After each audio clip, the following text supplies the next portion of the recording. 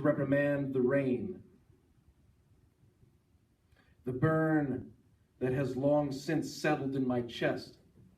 I'm looking for fitting consolation for my situation, which doesn't allow me to interpret your lips however I wish, or to brush away the drops of mist from your reddish petals, or to ratchet down the level of obsession that overtakes me when I realize you are not beside me at the moment, and will not be, when I am forced to justify my position to the punishing silence of the night.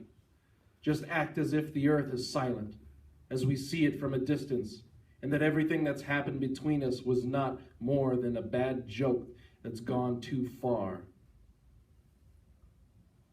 Part 2, Frida Kahlo's mustache. What do you think of the days I spent without you? About the words that evaporated so quickly from my heavy pain?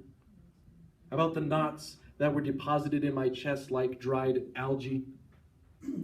I forgot to tell you that I've grown used to your absence, technically speaking, and that wishes lose their way to your desires. And my memory is being eroded, that I am still chasing the light, not to see, but because darkness is scary, even if I get used to it. Would my apology be enough for everything that has happened while I try to make up good excuses?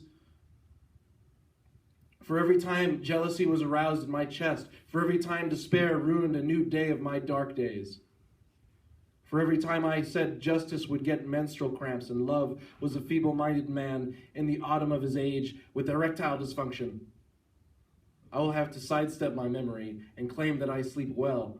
I've got to tear out the questions that have come looking for a rationale to get convincing answers. The questions that, for very personal reasons, have come after the fall of the usual punctuation. Let the mirror explain how beautiful you are. Remove your dusty pile of words. Breathe deeply. Remember how much I loved you and how the whole thing turned into an electric shock that could have caused a huge fire in an empty warehouse.